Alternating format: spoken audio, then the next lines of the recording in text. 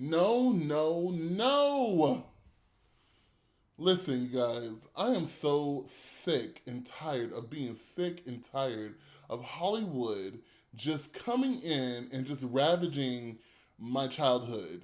Just ravaging the things I like about my childhood, the movies, the shows, just everything. I'm so sick of them doing that because Hollywood is completely unoriginal, and that's the reason why they do it. I understand why you do it, but I'm tired of you doing it, okay?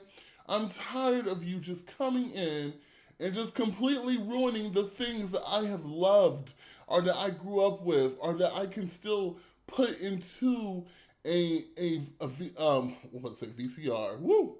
I'm gonna tell y'all guys my age. Anyway, let's talk about this horrible movie, Craft Legacy. Let's get it.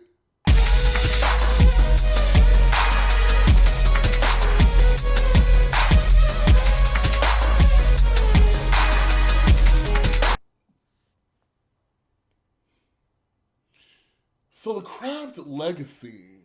Ooh, it literally sounds like a movie that you would find in the $5 bargain bin at Walmart or Target.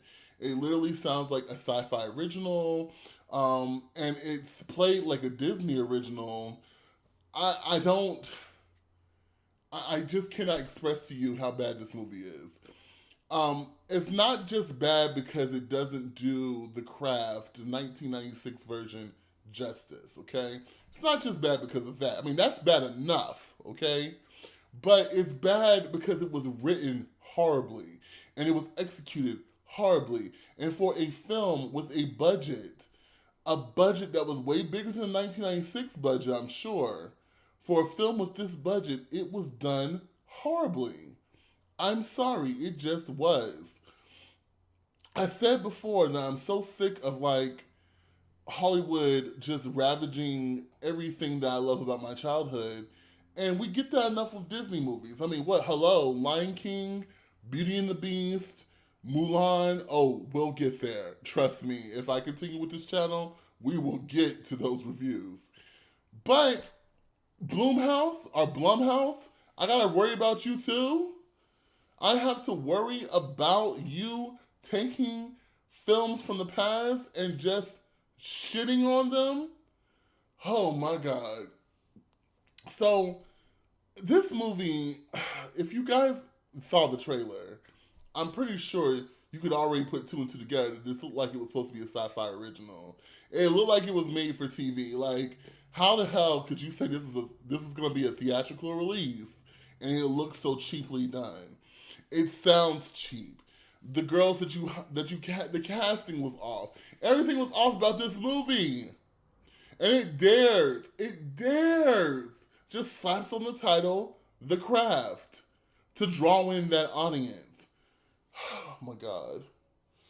Let me just kind of take you guys back. For those of you who've never seen the 1996 original Craft movie with Robin Tooney, the fabulous Fairuza Balk, um, Rachel True, and Nev Campbell, those four original ladies just brought such a je ne sais quoi to the role.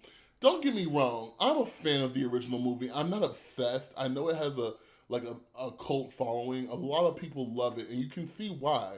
It was just a real raw, realistic view of the craft. I mean, it was just real, like just four girls who were practicing witchcraft, and honestly, it slaps. It really slaps. So you can watch it today. And although some things are dated, like CGI, that horrible wig that Robin Tooney used during that glamour spell, oh my god, that wig was so fucking horrible. But, and also 90s music. It was very generational. It was very 90s. But you can watch it today and still enjoy it. I can watch it from beginning to end today and just not even like feel. I mean, I'm totally into it. I love that movie. It was a big part of my childhood. I loved it. Um, I will admit that I've wanted a sequel or a remake for some time because I like the craft and I wanted it to be a little bit more darker, a little bit more like getting into the dark magic aspect of things. I didn't want this. What? God, asking you shall receive, except sometimes the power of three times three comes back horrible on you. Oh my God. So, one of the things I liked about the original is the use of magic. Obviously, we know that women, bitches can't float. They can't float. They can't make people's hair fall out with magic. They can't do all this extra stuff. However, the way the original craft, executed these things, it seemed realistic. It seemed like you could have four girls who were just chanting. It just wasn't too fantastical. Let me put it that way. Let me not mince words. It just didn't seem too fantastic. It wasn't like Harry Potter. Nobody was running around screaming Expelliarmus. It was literally just like what you would think. Four girls sitting in a circle, chanting, things happening, not like blue blam pow, but like things happening over the course of time. And also it went into how the effects of doing magic like that for selfish means could come back and bite you in the ass. Also, I like the story of how the girls, it just really, really, really flowed together.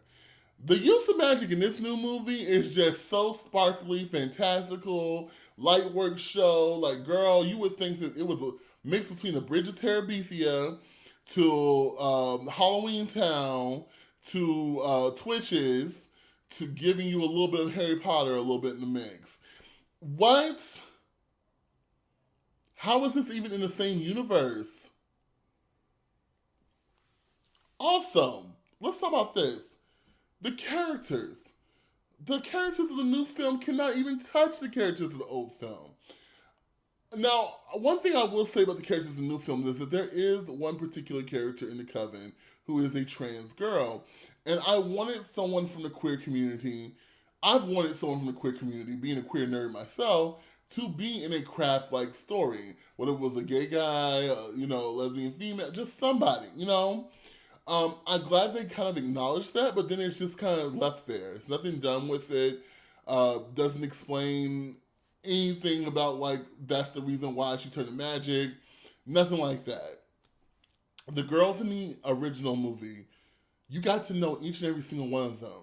There was no side characters.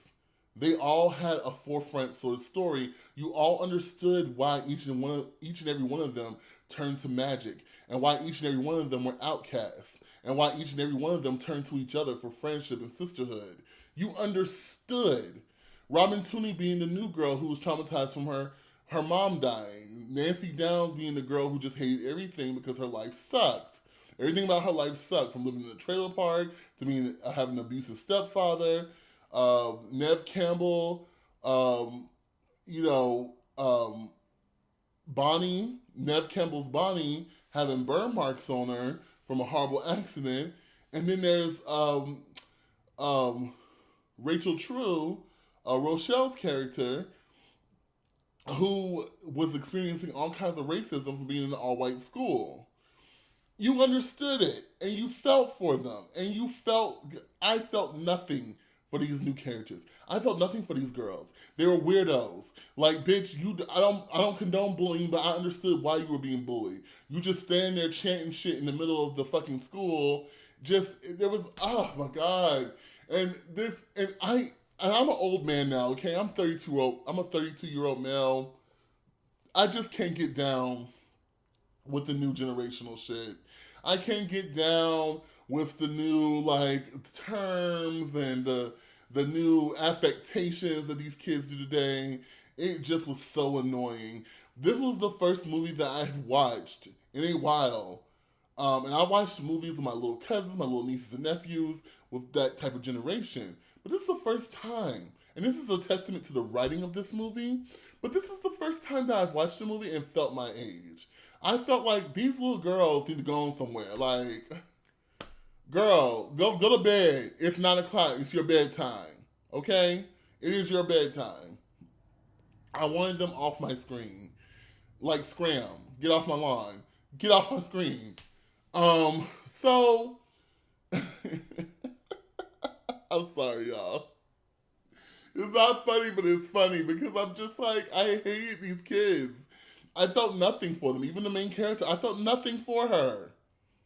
Um, so let's just say this. Let's talk about the story, okay? We're getting this spoiler territory. I tried to refrain from spoiling anything. I'm just giving you my raw opinion. But now we're getting into spoilers, y'all. You have been warned. Spoilers, okay?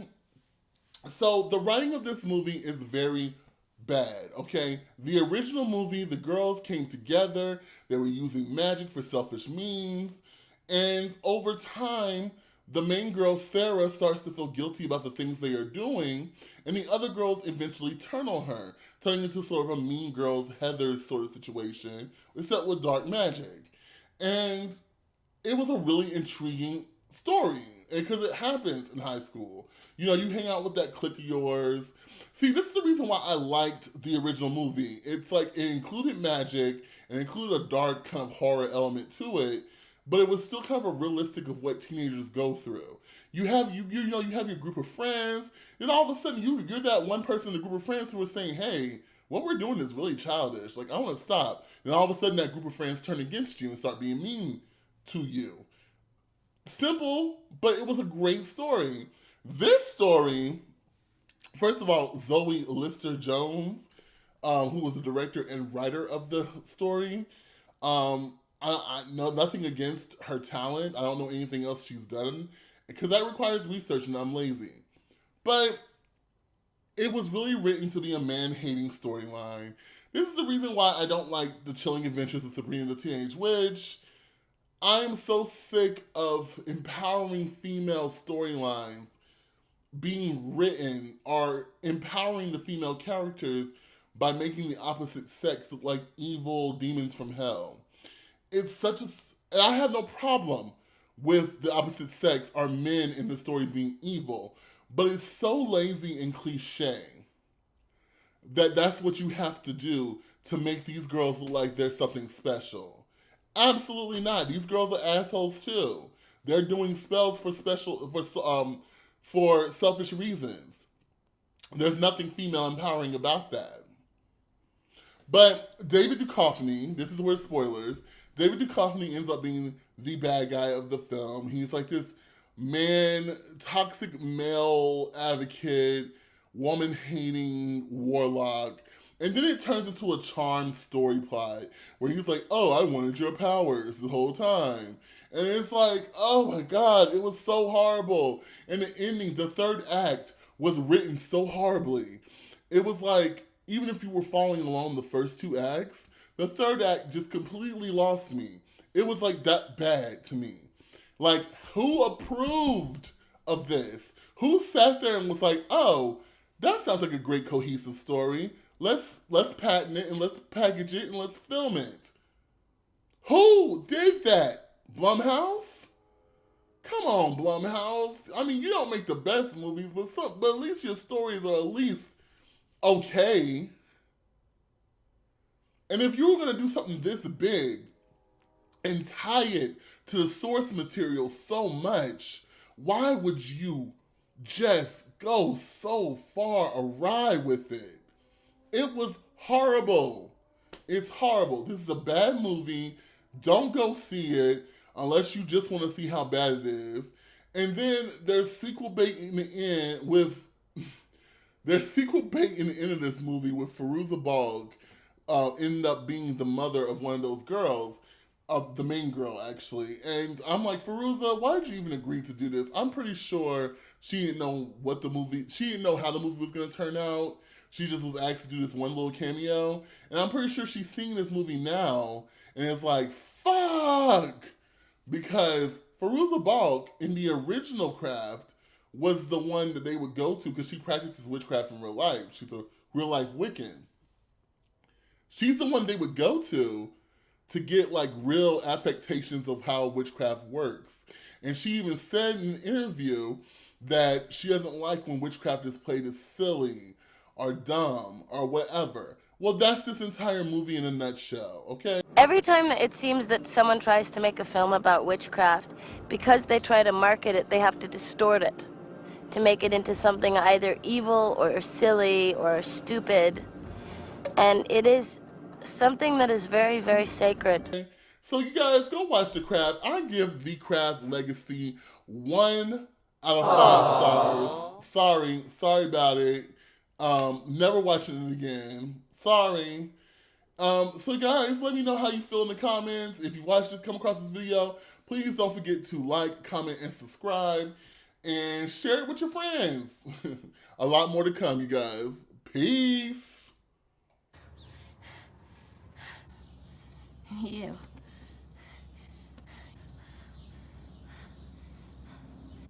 I only have one thing to say to you. Don't you ever screw with me! That's it. Walk away. You run away! Run away, little girl! Run home to Mommy! She'll make it better. You little bitch.